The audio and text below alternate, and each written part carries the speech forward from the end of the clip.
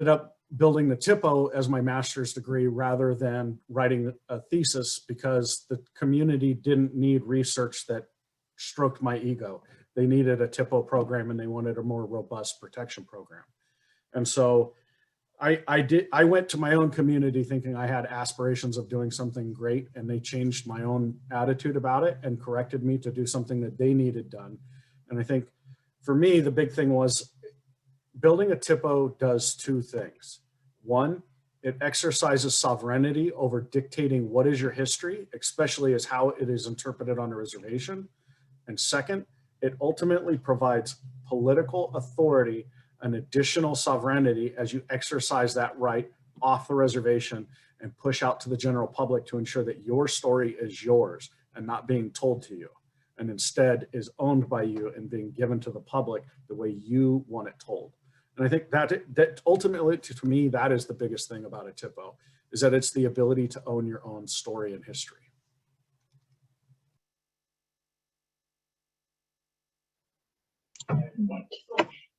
Thank you, Eric. So perfect as always with the words. And next, I'm going to turn it over to John. Stop sharing my screen.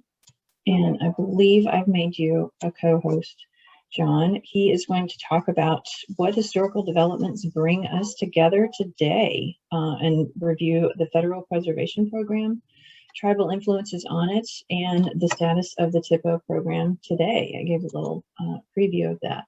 So, John? Except it seems I don't know how to use my own tools, even though that's what's the main message there. Here we go. I'll try again. There we go. So, a little vintage NAFPO logo there for everybody. Yeah, sorry. Not a problem. Did receive the template, but only this morning, and so I just struggled to find enough time to plug everything in.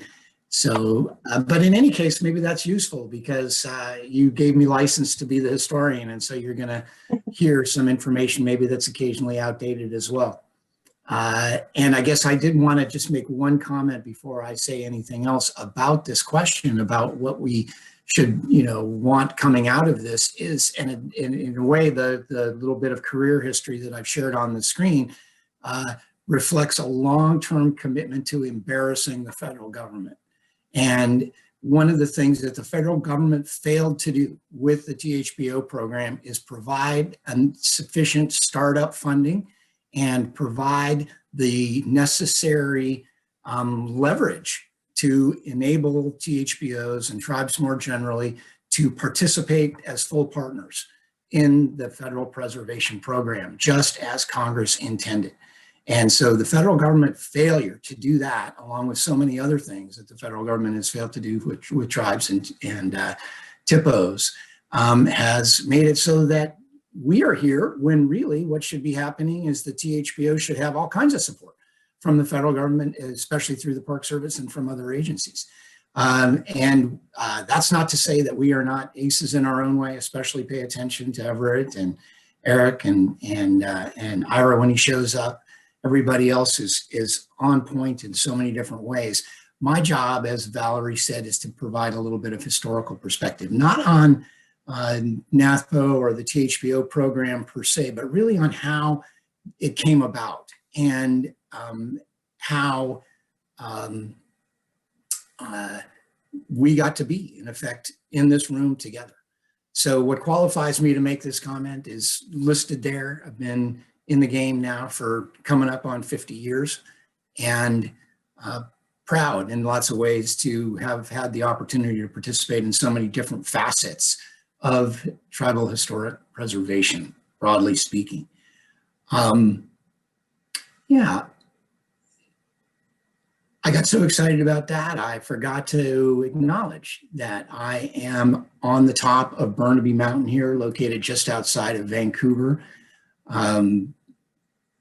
British Columbia, right in smack dab in the center part of the unceded lands of the Tsleil-Waututh Musqueam First Nation, all part of a Coast Salish group of landowners that deserve special acknowledgement and thanks from me and from everybody else that shares the land here. So that's plenty for an introduction of me, other than to note that that photograph of us very recently outside of that federal courthouse in Phoenix didn't have to be taken.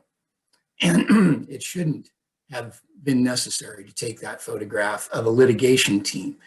This is us when I was still the THPO for the White Mountain Apache tribe in early 2005, participating on an on-site consultation meeting for the proposed mine that was being considered, all kinds of exploratory drilling and so forth. At this time, I don't even believe it was called the Resolution Copper Mine. Oak Flat was not a major element in thinking about historic preservation and sacred sites protection. Instead, we were just talking about the importance of place and the importance of Apache, especially history associated with this place, with federal representatives. And they didn't want particularly the copper mine to go in there either, but they were not effective one way or another in listening to what the tribal representatives had to say. Ramon Riley, my closest colleague from the White Mountain Apache tribe, there with his back turned to us, gave very explicit instructions to the federal officials at this time that there was no way that a copper mine should be going in this spot. They didn't listen. Didn't make it up the line to the decision-making network. Money ran out, rent won over, and as a result, it's a big, messy debacle like so many others that THPOs have had to be involved in.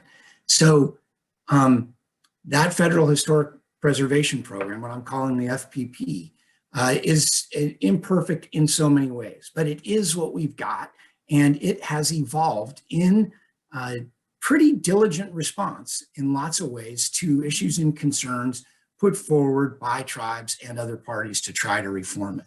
I'm going to talk a little bit about that federal preservation program, the main parties in it, how it got going, and especially how tribal interests and concerns have affected it through the years.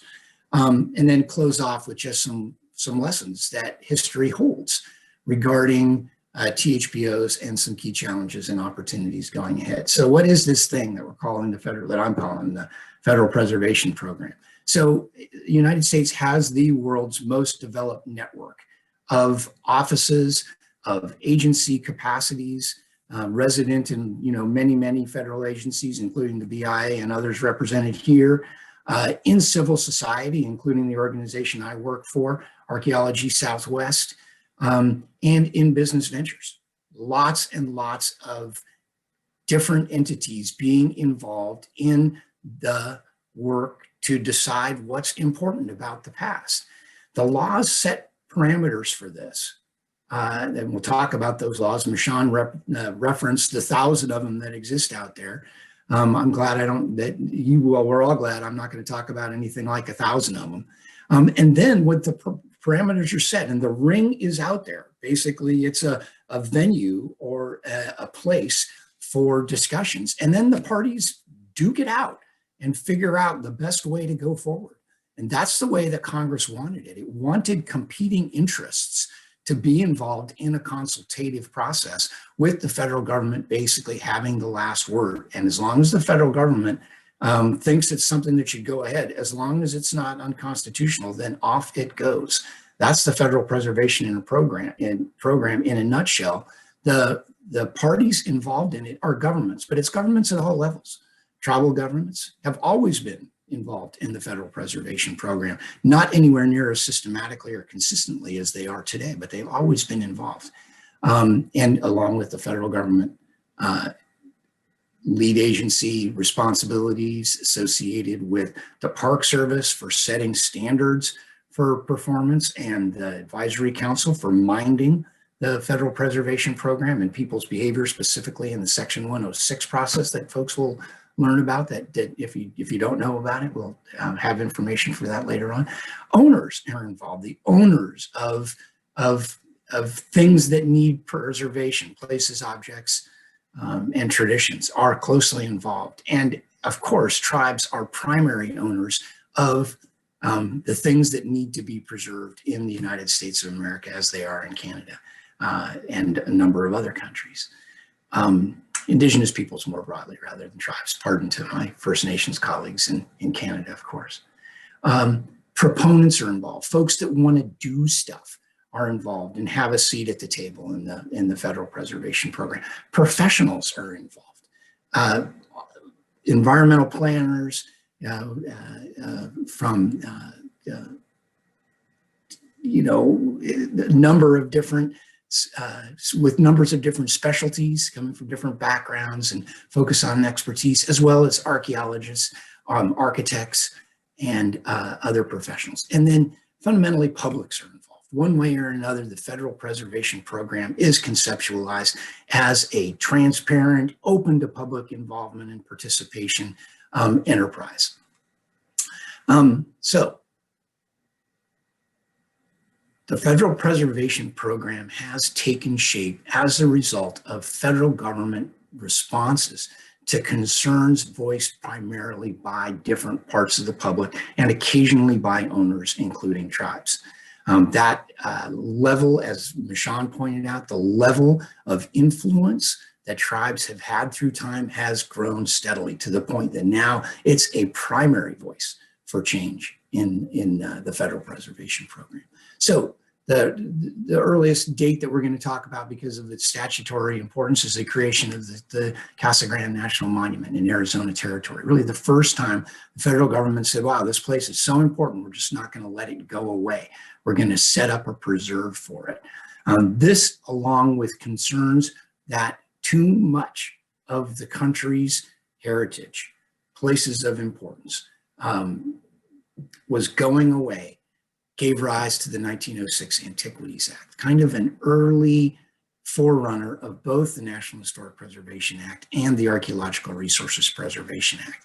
It exists now and survives primarily, it's been replaced by those two acts, but it exists now and thrives primarily on the basis of presidential declarations of national monuments. The National Trust for Historic Preservation Act got recognized officially by the federal government, the National Trust, which received federal funding until something like 15 or 20 years ago from the federal government to look out for, identify, and hold properties of exceptional value. But its interests, of course, were in places like, Mount Vernon and Monticello and, monuments to great white folks. And so National Trust has effectively survived the transition to being a leader in that civil society domain, the nonprofit world that advocates for preservation anyway, but it's still a primary player, of course, in the federal preservation program. Another thing that gets overlooked is the critical importance in the early 1960s of international activity.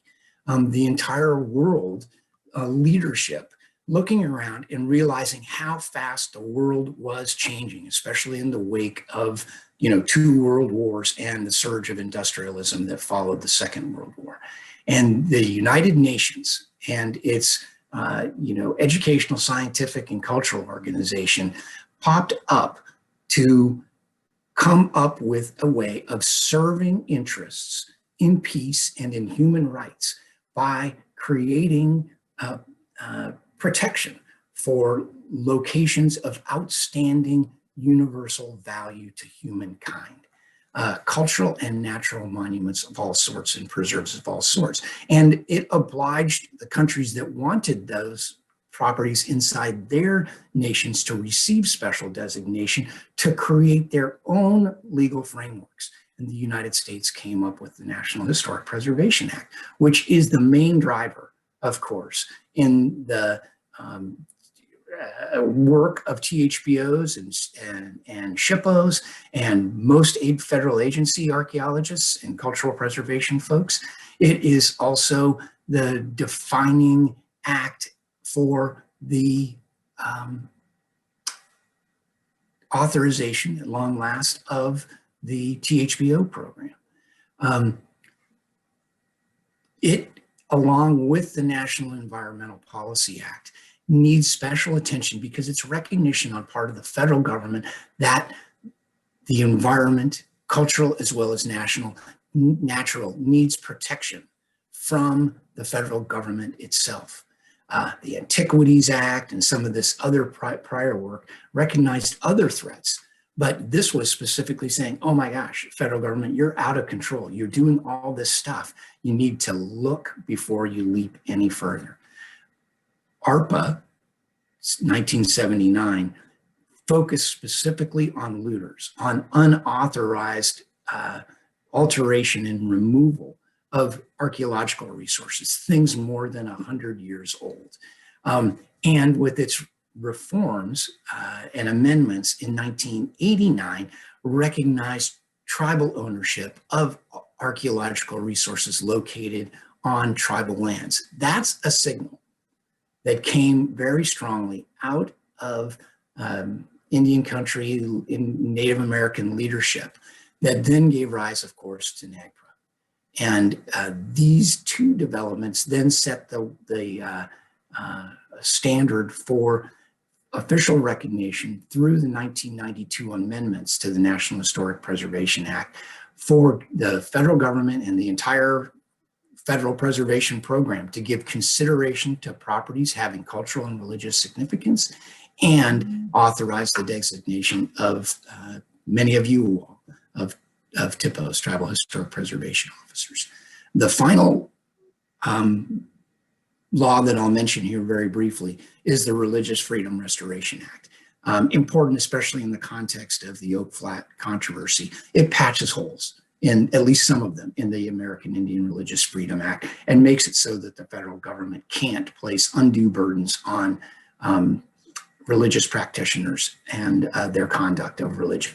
So very briefly, some lessons learned from this thumbnail historical sketch. People have worked really hard to get us where we are. Our forebears have sacrificed hugely in order to make tribal historic preservation what it is. Much work to be done, but we are standing on the shoulders of very, very diligent, thoughtful, dedicated folks. THPOs need not recognize their embeddedness deeply in the federal preservation program, but it's also often very, very useful to do that, to have cognizance of where you are in this sort of vast institutional bundle of frameworks that constitutes the FPP. That FPP is in turn embedded in the United Nations program. And this is increasingly important as the world recognizes the UN Declaration on the Rights of Indigenous Peoples and uses its standards and provisions in order to make decisions about domestic programs involving Indigenous peoples, including preservation-related efforts. The other lesson, I think, and the reason for me blathering on a good bit about this kind of thing and creating this hopefully as an invitation to pay attention and learn more about these dynamics, is that the more you know about how things got to be the way they are, this is a theory, the more you know about how things got to be the way they are, the better able you are to make change. It helps to understand where roadblocks have previously been encountered, where advances have been made, how advances have been made, and where the opportunities are, where the gaps are in this framework of laws that that I've mentioned here. So this next bit, that tribal concerns are the driving forces in the federal preservation program and really have been for the last 50 years.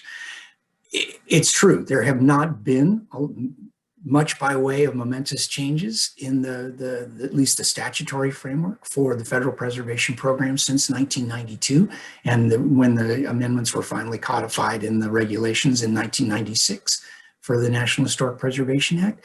Be that as it may, tribes, tribal voices, Indigenous voices, and preferences and values more generally are what is driving the change that is occurring in the administration of the laws in places where there is discretion. So our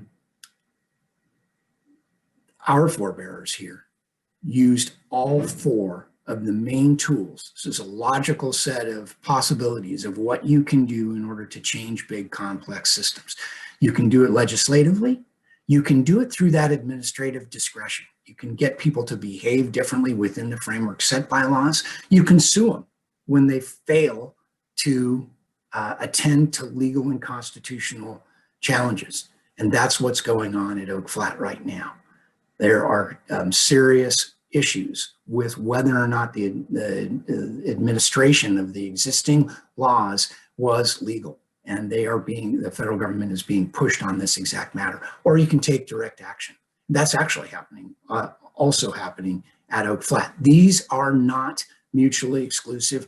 All are needed and should be considered in the ongoing quest to save and safeguard and provide culturally appropriate stewardship for the places, for the objects, and the traditions that define Native America and deserve special consideration.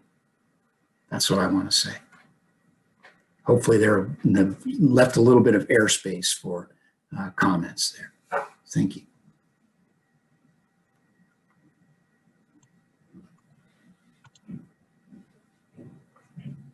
Thanks, John. That was a nice, concise historical overview there. So I've also put this in the chat box, but we've got 10 minutes built in here for questions and discussion. So raise your hand, unmute yourself, and fire away, or type something in the chat box that you would like to ask of our experts, of each other. Is anything you'd like to discuss?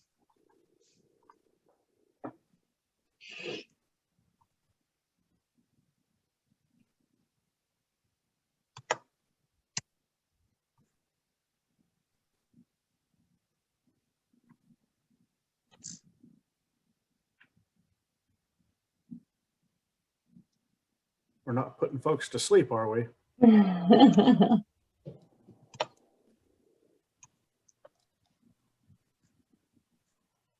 I'll say something. This is Letitia, if you can hear me.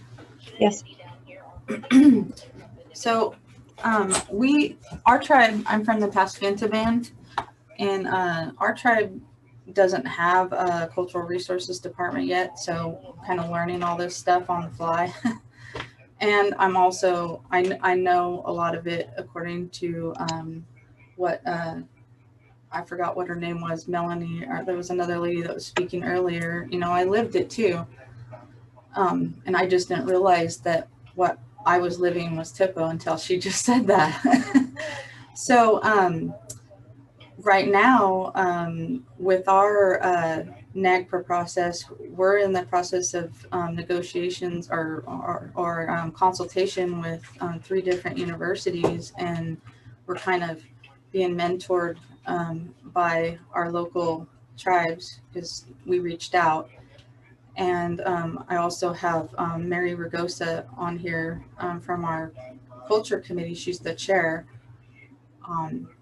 And so one of the things that I'm noticing is that there's no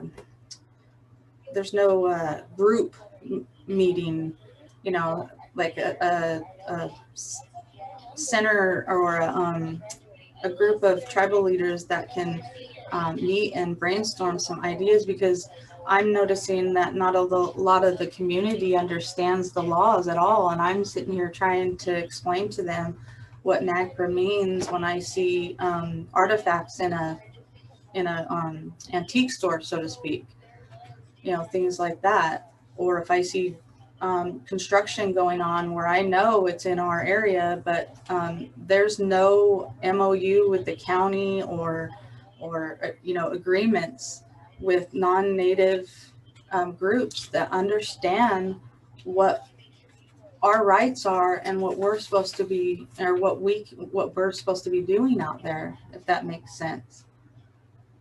Navigating local, state, and federal laws are all different. And so every state has its own unique complexities. And so some tribes will find that they will have ease getting into one arena and not another.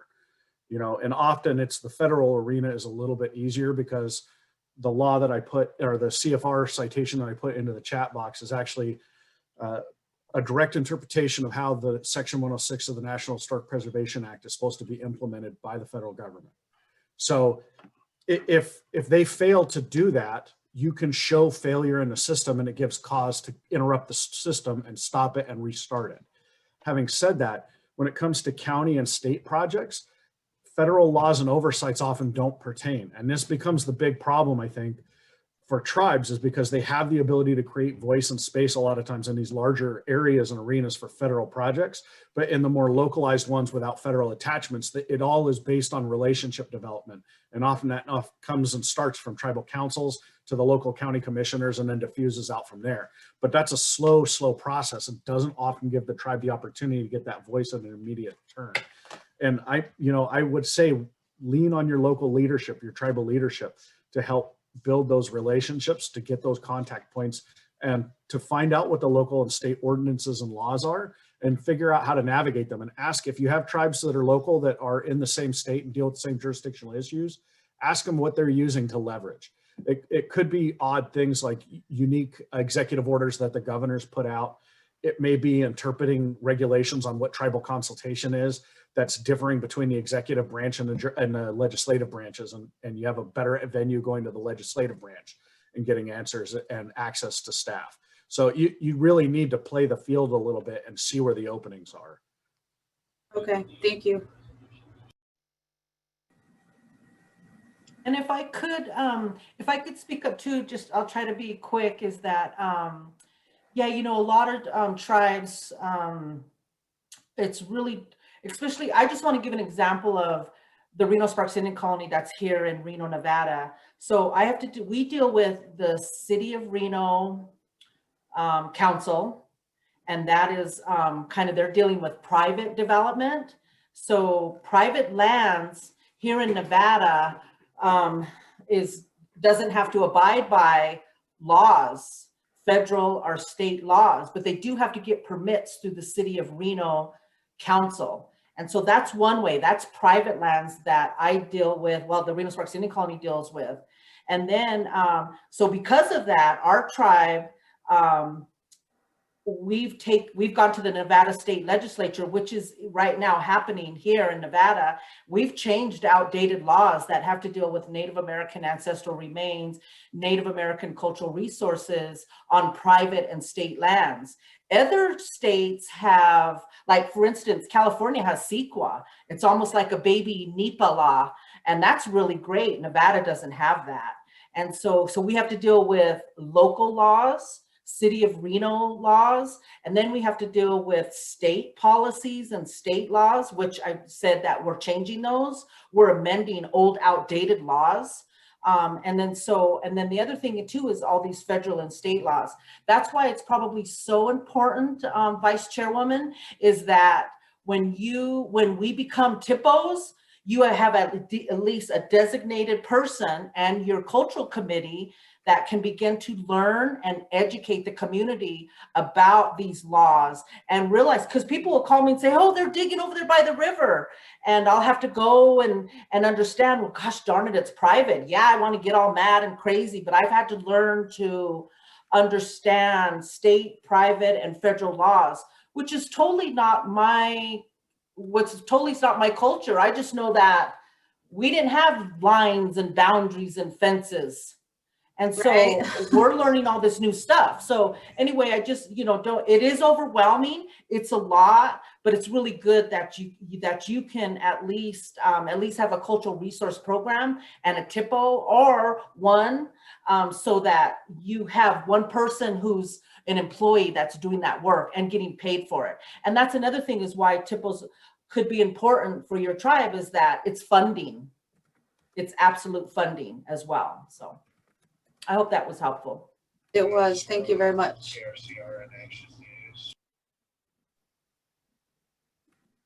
Thanks, everyone. We've got some great discussion going in the chat box here.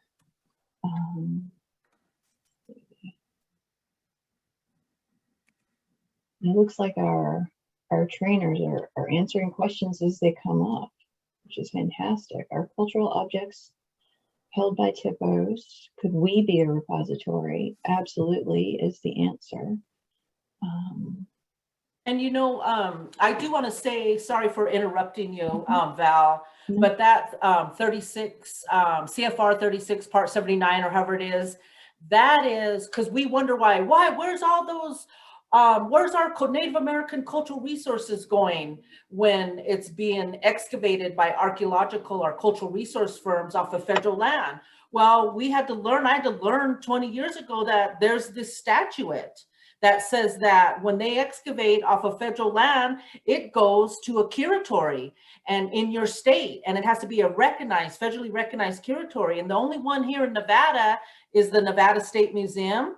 And I think University of Las Vegas has a small repository. That's why it's really good. You see these tribes across the country, they're starting to build cultural centers that have a federally recognized curatory, because people, just citizens, tribal citizens, they'll say, why is our cultural items going to this museum?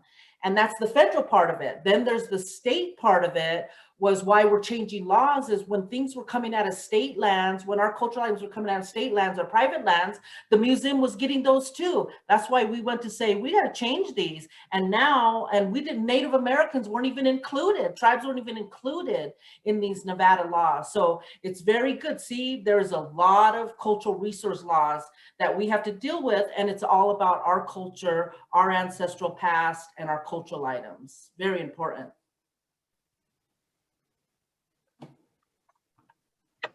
Thanks for clarifying that. And it looks like we've got some more great information coming along in the chat box here about regulations, what the Park Service supports as part of the Park Service sort of sanctioned THPO programs. And I think it's important to distinguish that from the tribal side of things. So part of what we're talking about here is the Park Service application to establish a THPO program, to get that agreement in place with the Department of the Interior to assume some functions from the SHPO on tribal lands.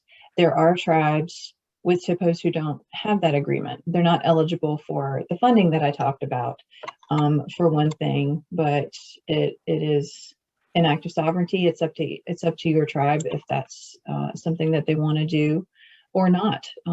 There's a lot of power in it, but again, that decision is an individualized thing. One big thing to keep in mind is that no matter what choice a tribe makes about being a repository or its development into a museum, don't get under the impression that there is money to be made by being a federal repository. There is never enough money coming in sufficient to take care of the resources. And that's an important thing to think about when the tribe is projecting, if they're planning on taking in large collections, is that often the funding that is associated with that will not be sufficient for the amount of work that they will need for the proper caretaking.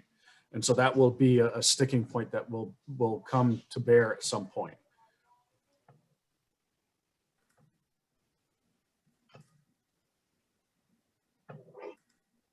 Examples of applications. Yes, we're actually going to send you 2 examples of successful THPO applications at the end of the day today for you to peruse this evening or tomorrow morning at your leisure. And we're going to walk through one of them tomorrow. That will be the bulk of the session time tomorrow, is actually walking through an example of an application. I didn't want to overwhelm you guys, in addition to the other materials that I sent in advance, but we will do that this evening. Actually, yeah, Pasqua Yaki is one that I'm going to send you, and Eric's that he wrote for the Confederated Tribes of Grande Community of Oregon is the one we're going to be walking through tomorrow. And I'll apologize for the writing right now. Some more discussion about repositories and funding. May I Funding. interject something about the repositories and everything that we get back from sites? Our tribe has been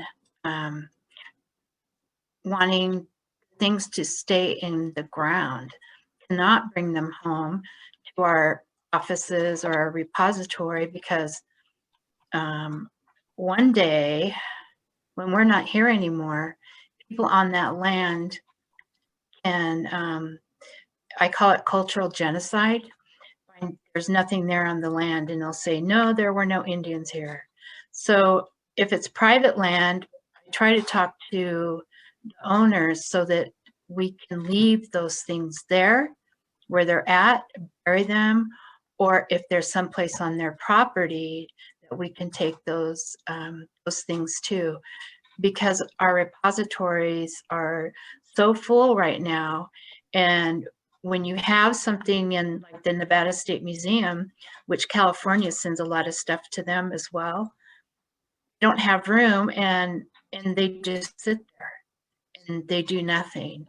So if we can return those to Mother Earth, we feel that that's the best thing to do for our tribe anyway. Thank you.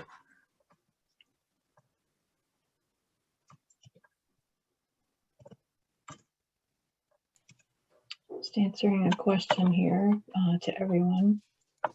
Thanks, Melanie. So I'm going to try to keep things moving along. If you've got the agenda that I sent. Valerie, there was one last question, sorry, in the chat box. Okay. About the best way to fund THPO functions. Oh, I see it there. Thanks, Melissa.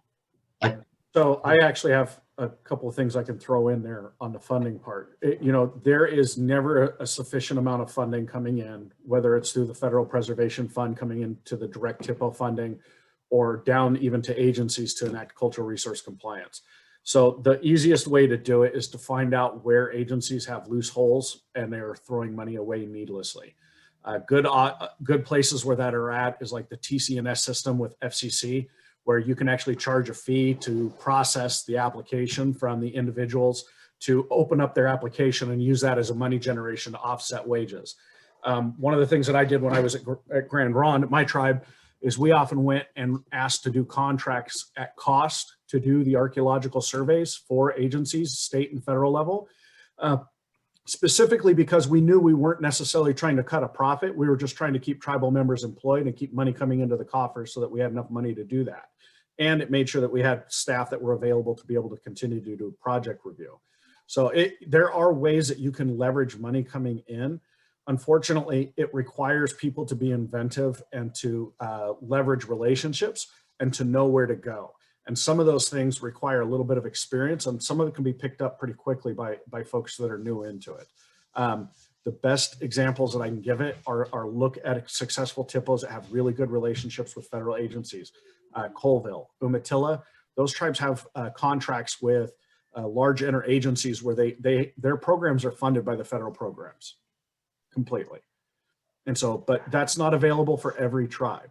And so you have to look and see what is available. And sometimes it's only piecemeal funding.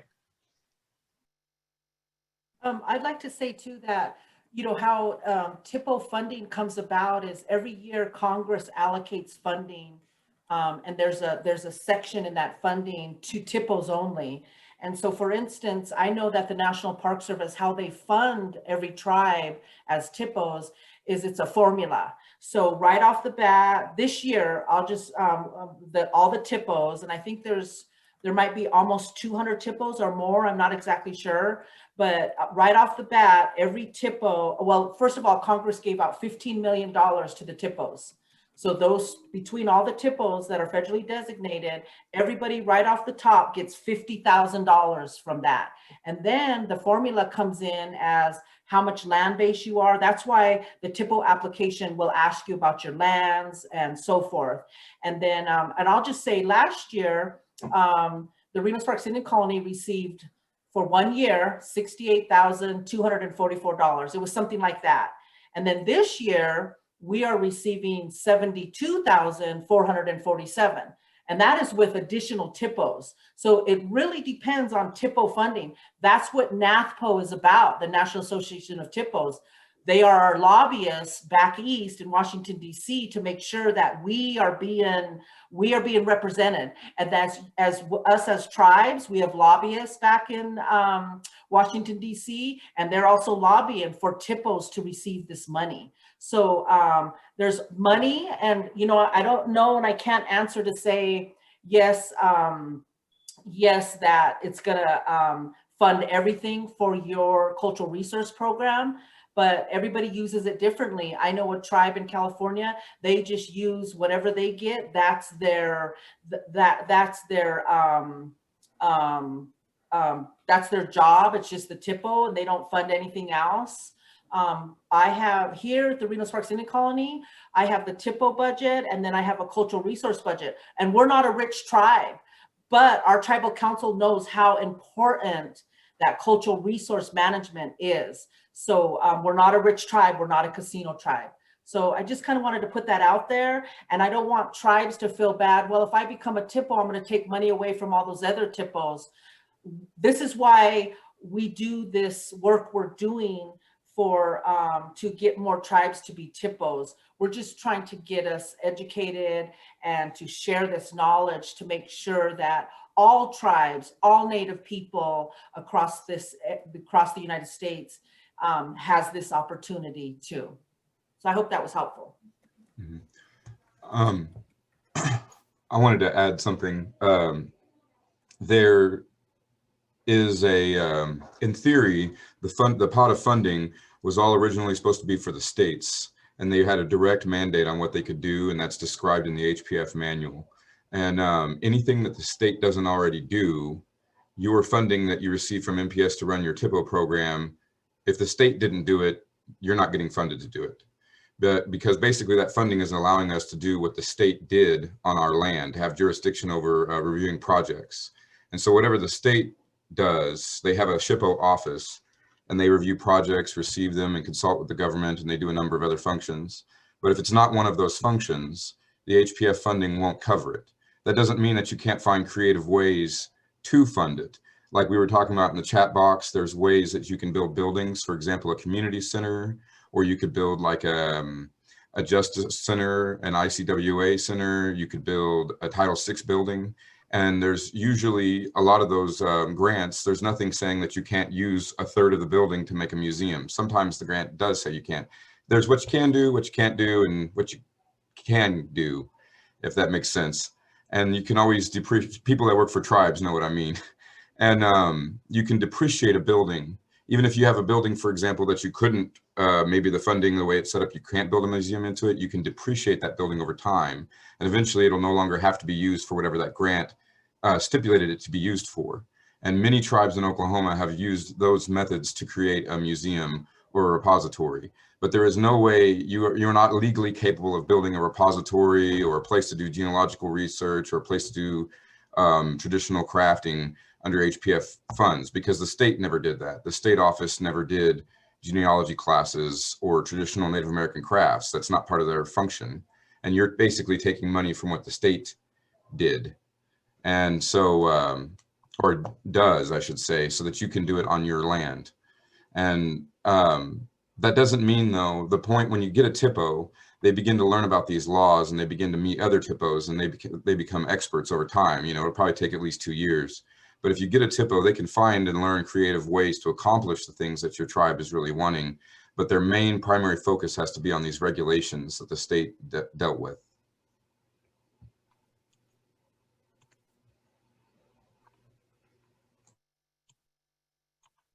Thank you, Everett. That's such an important point of clarification. There's so many nuances to this that may or may not be written down somewhere in a clear way. I'm going to try to keep things moving along now. I love the questions and the discussion in the chat box here. Sure, and I just will apologize if you're asking me personal questions while we're going. I will respond to you as best I can while I'm keeping the session going. I want to do an exercise here. We're moving into our next segment. What do you want your THPO to do? And we've been touching on a lot of these points already, assuming duties and responsibilities from the SHPO, what's within the scope of the agreement that you end up working out, and the many hats that THPOs wear. So